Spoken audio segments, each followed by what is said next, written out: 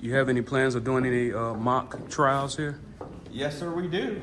So It just so happens. that's exactly what we're planning on doing here. That used to be the judge's chambers over there, which is now a break room. But there's a back staircase there that goes down. There's kind of a hidden staircase on the back side.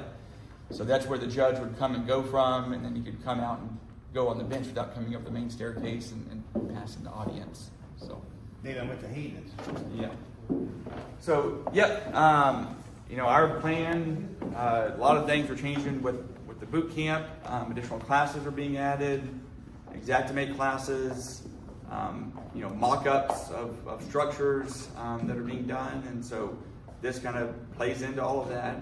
We're going to start having some deposition. We've always done with part of the boot camp, the last day, kind of a mock depo that I kind of just impromptu do for a little bit, but we plan on doing a full class now, doing deposition prep, doing trial prep, and then also using it for, I really built it to use for the community and to use for trying to advocate to protect the insured. So conferences, things like that, we're gonna have here different training classes. That's why we built it, and that's why we spent 3 years getting it to this point, just to try to get all that Picture done. a regular courtroom where you would have your judge, Shawnee, you have prosecution or a plaintiff, defendant, and you have the ability for the first time ever to see where your claim goes when it's over with. As public adjusters, we don't ever get to see this part of it. It goes to litigation.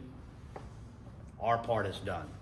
We never get to go in and speak with them. We never get to go in and talk about what happened, which means that your claim file has to do all the speaking, which means that we're not privy to this part of it. I think you yourself wanted to record one, is that correct? Absolutely. Yeah, and you weren't able to do that, right? I'm not gonna point no elbows. Yeah.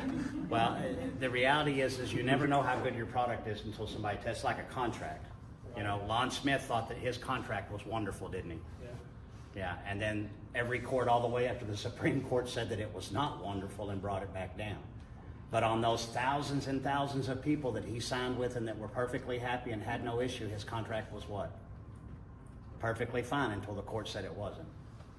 So you never see that side of it, and I think it's wonderful. Sean, thank you so much for bringing it, Natalie, giving everybody a place to actually get this side of it. It's all fun and games until you're sitting in front of a deposition. You're sitting in front of a courtroom. There was a case that came out last week where the public adjuster had done something that completely annihilated the claim, right? And it wasn't because they were a bad person. It was because there's no places like this that exist that tell you what's supposed to happen.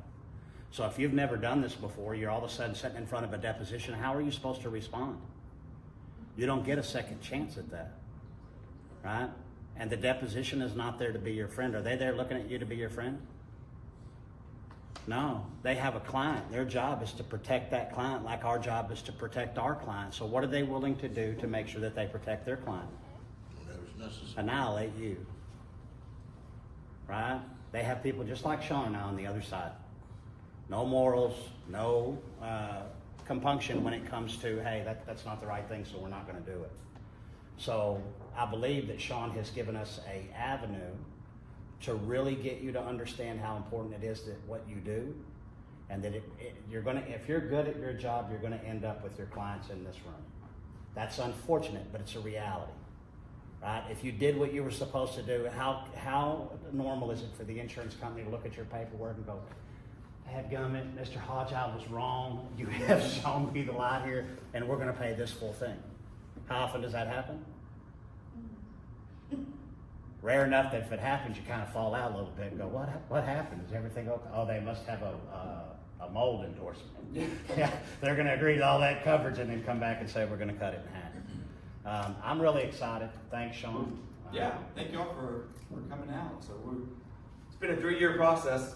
Now I do a lot better than I did when we got started. I was like, oh, we'll be in here in 6 months. And he was like, you don't even know what you're talking about. So maybe it was kind of wishful thinking, but it could have been done in a year if it wasn't dealing with the red tape of the federal government and the state government and all that. So you know, because we were trying to do the You mean to restoration. get it right and it took longer to do it right? Took longer.